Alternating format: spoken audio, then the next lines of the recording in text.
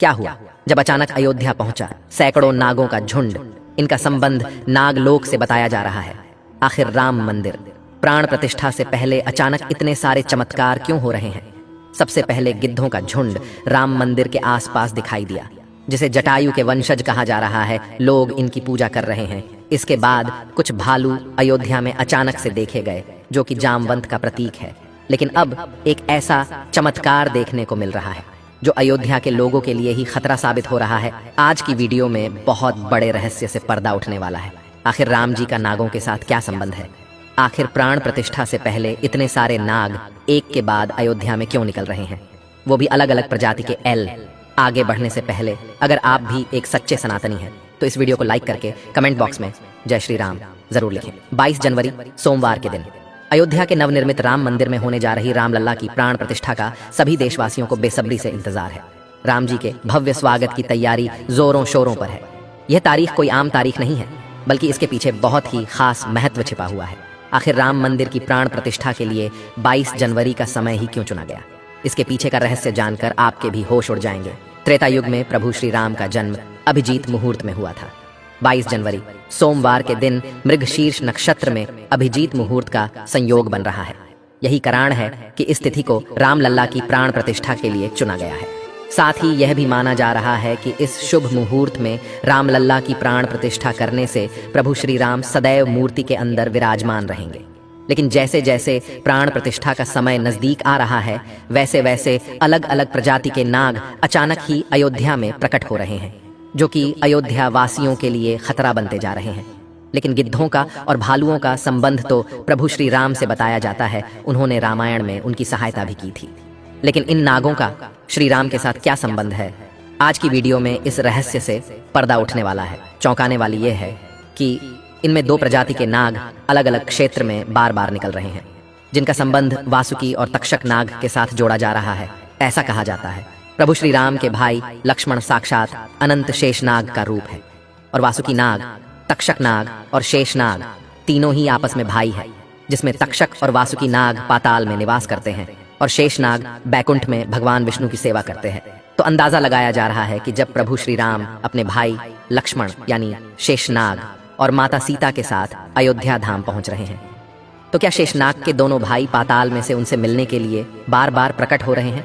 दोस्तों, ये रहस्य बहुत बड़ा है, क्योंकि अयोध्या के क्षेत्र से जब एक सांप को पकड़कर सुरक्षित इलाके में छोड़ा जाता है तो वही सांप पुनः राम मंदिर परिसर में भी देखा जाता है, जिससे कई बार मजदूरों को भी काम करने में भय महसूस होता है। लेकिन जय श्री राम का नाम उन्हें हिम्मत देता है। आप भी नीचे कमेंट बॉक्स में जय श्री राम जरूर लिखें। लेकिन दोस्तों, प्रभु श्री राम का नागलोक के वीडियो के साथ क्या संबंध है? वो सच्चाई जानकर आपके पैरों तले जमीन खिसक जाएगी, क्योंकि पूरे घटनाक्रम को मल्टीवर्स के साथ जोड़कर देखा जा रहा है, जिसे हिंदी में सृष्टि चक्र कहते हैं। मल्टीवर्स की सच्चाई जानकर आपके भी रोंगटे खड़े हो जाएंगे। जिस संसार में हम रहते हैं वो सृष्टि व विनाश के चक्र से गुजरती है। इस संसार के प्रत्येक सृष्टि चक्र को एक कल्प कहा जाता है। हर कल्प के 4 युग या 4 भाग होते हैं। दूसरे भाग या त्रेता युग में राम अयोध्या में जन्म लेते हैं और रामायण करके फिर से बैकुंठ लौट जाते हैं। यानी कि अगर आप इस पृथ्वी पर अपना जीवन यापन कर रहे हैं, आप जो घटनाक्रम कर रहे हैं वही बराबर घटनाएं किसी और यूनिवर्स या कल्प में आपके ही रूप के साथ पुनः होने वाली है या फिर हो चुकी है। आगे मल्टीवर्स की सच्चाई को साबित करने के लिए एक ऐसी पौराणिक घटना आपको बताएंगे, जिसे जानने के बाद आपको भी मल्टीवर्स की सच्चाई पर यकीन होने लगेगा। इस दुनिया में केवल 3 विद्वानों को मल्टीवर्स को देखने की और उनमें जीने की, टाइम ट्रैवल करने की इजाजत दी गई है, जिसमें पहले है वासुकी नाग, दूसरे हैं तक्षक नाग और तीसरे हैं काकभुशुंडी देव। तक्षक और वासुकी नाग के बारे में हम आपको बता चुके हैं, लेकिन सवाल उठता है आखिर काकभुशुंडी कौन है और आखिरी इन्हें प्रभु श्री राम ने अमर कैसे बनाया? वेदों और पुराणों के अनुसार काकभुशुंडी ने 11 रामायण और 16 महाभारत देखी है। वह कल्प के अंत तक अपने शाश्वत स्वरूप में जीवित रहेंगे। भगवान राम ने ही काकभुशुंडी को अमर बनाया था। कौए के रूप में अपने एक जन्म के दौरान काकभुशुंडी की मुलाकात बालक राम से हुई। प्रभु खेल रहे था और उसने उसे पकड़ने की कोशिश की। समय आने पर काकभुशुंडी को भगवान के मुख के दर्शन हुए। बालक राम के मुख में आकाश गंगाओं और ब्रह्मांड को देखने के बाद काकभुशुंडी ने भगवान राम से दूर उड़ना बंद कर दिया और उनके पास लौट आए। काकभुशुंडी ने भगवान राम को न पहचानने के लिए क्षमा मांगी। भगवान ने उन्हें दिव्य मुस्कान दी और काकभुशुंडी से उनकी इच्छा पूछी। काकभुशुंडी ने कहा कि वह भगवान राम के प्रति अपनी भक्ति हमेशा हमेशा के लिए करना चाहते हैं। काकभुशुंडी के प्रेम और समर्पण से प्रसन्न होकर भगवान राम ने उन्हें आशीर्वाद दिया कि काल काकभुशुंडी को नहीं मार सकता और वह इस कल्प के अंत तक जीवित रहेंगे, जिसके बाद सृष्टि के 27 चक्रों तक जीवित रहे। उन्हें अमरता का वरदान प्राप्त हुआ। वे कौवे के रूप में जीवित रहे क्योंकि उन्हें भगवान राम के निकट रहने का अवसर मिलता। जब भी भगवान राम का जन्म होता है वह अयोध्या जाते हैं और भगवान राम को एक बच्चे के रूप में बड़े होते और खेलते हुए देखते हैं। यह भी हो सकता है काकभुशुंडी अयोध्या में भी हाल फिलहाल मौजूद हो और राम मंदिर के निर्माण कार्य को अपनी आंखों से देख रहे हो, यानी कि यह तीनों विद्वान अपनी मर्जी से किसी विकल्प यानी यूनिवर्स में जा सकते हैं, टाइम ट्रेवल कर सकते हैं। और अयोध्या में अचानक से नागों का पाया जाना, वो भी राम मंदिर प्राण प्रतिष्ठा से पहले, तो इनका संबंध भी वासुकी और तक्षक नाग से लगाना गलत नहीं होगा। इन नागों के दर्शन मात्र से भक्तों का उद्धार हो जाता है। लेकिन कई लोग होंगे जो अभी भी मल्टीवर्स यानी सृष्टि चक्र को मानने को तैयार नहीं होंगे। लेकिन आगे हमें कैसे कहानी, एक ऐसी सच्ची कहानी आपको बताने जा रहे हैं जिसका संबंध रामायण से जुड़ा है, और इसे जानकर आपको विश्वास हो जाएगा कि मल्टीवर्स वास्तव में होता है। जिस तरह दुनिया में आने वाला हर इंसान की मृत्यु निश्चित होती है, उसी तरह इंसान रूप में जन्म लेने वाले भगवान के अवतारों का भी इस धरती पर एक निश्चित समय है। वो समय समाप्त होने के बाद उन्हें भी अपने प्राण त्याग करके अपने लोक वापस लौटना पड़ रहा था। उसी प्रकार भगवान श्री राम भी इस लोक को छोड़कर वापस विष्णु लोक गए। भगवान श्री राम के मृत्यु में सबसे बड़ी बाधा उनके प्रिय भक्त हनुमान थे, क्योंकि हनुमान के होते हुए यम की इतनी हिम्मत नहीं थी कि वो राम के पास पहुंच चुके। लेकिन स्वयं श्री राम से इसका जो हल निकाला वो मल्टीवर्स यानी सृष्टि चक्र के साथ जुड़ा हुआ है। एक दिन राम जान गए कि उनकी मृत्यु का समय हो गया था। वह जानते थे कि जो जन्म लेता है उसे मरना पड़ता है। उन्होंने कहा कि यम को मुझ तक आने दो, मेरे लिए वैकुंठ, मेरे स्वर्गिक धाम जाने का समय आ गया है। लेकिन मृत्यु के देवता यम अयोध्या में प्रवेश करने से डरते थे, क्योंकि उनको राम के परम भक्त और उनके महल के मुख्य प्रहरी हनुमान से भय लगता था। यम के प्रवेश के लिए हनुमान को हटाना जरूरी था, इसलिए राम ने अपनी अंगूठी को महल के फर्श के एक छेद में से गिरा दिया और हनुमान से इसे खोजकर लाने के लिए कहा। हनुमान ने स्वयं का स्वरूप छोटा करते हुए बिल्कुल भंवरे जैसा आकार बना लिया और केवल उस अंगूठी को ढूंढने के लिए छेद में प्रवेश कर गए।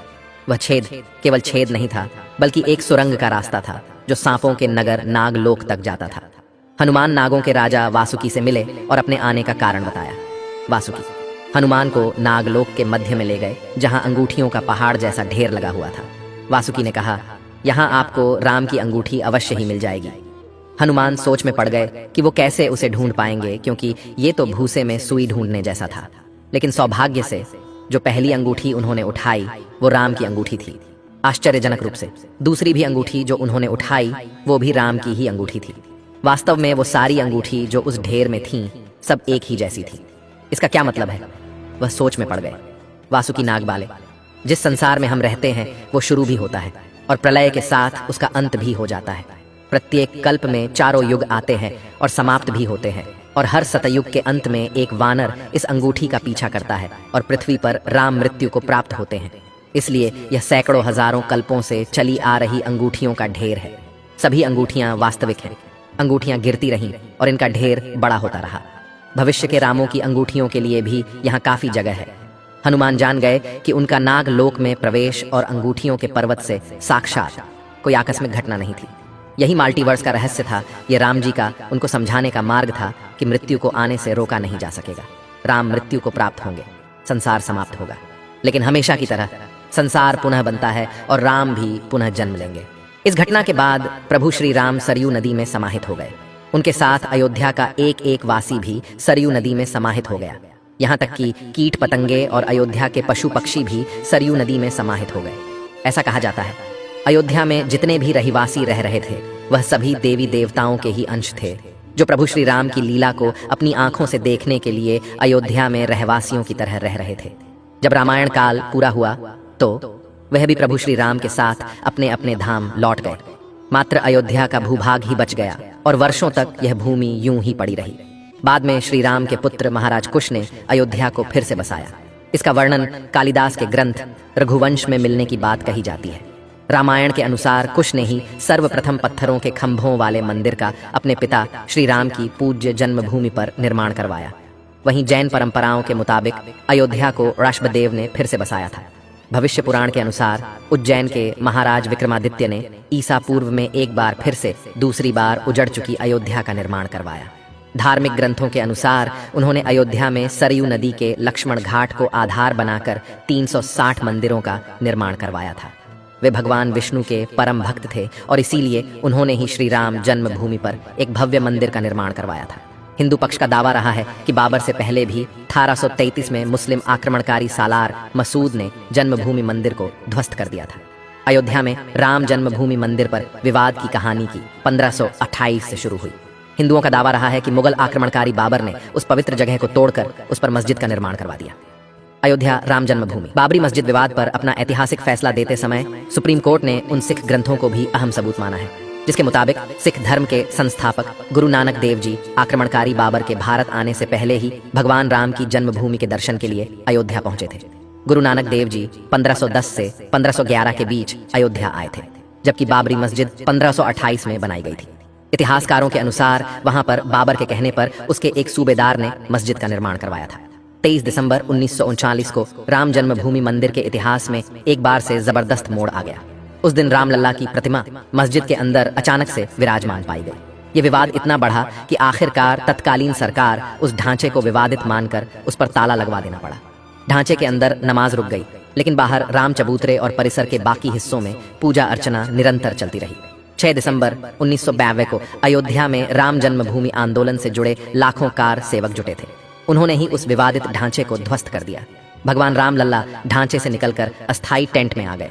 यानी कि राम मंदिर का इतिहास बहुत बड़ा है, कई लोगों के संघर्ष की कहानी है और कई कार सेवकों के बलिदान का प्रतीक है। भले ही हम इस संघर्ष में भाग नहीं ले सके, लेकिन यह हमारा सौभाग्य है कि हम राम मंदिर को बनता हुआ अपनी आंखों से देख रहे हैं। अगर आज की यह खास वीडियो आपको पसंद आई है तो सच्चे सनातनी इस वीडियो को लाइक करके हमारे चैनल को सब्सक्राइब जरूर करें। हर हर